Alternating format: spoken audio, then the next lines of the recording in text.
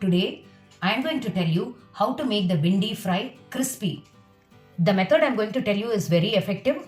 I am not going to go into the details how to make the fry. After the regular seasoning is done for the bhindis, take a ladle full of curd or 1 teaspoon of amchur powder or 1 teaspoon of tamarind pulp according to your taste. Now sprinkle this on the bhindis and cook it with the masalas by closing the lid for about few minutes.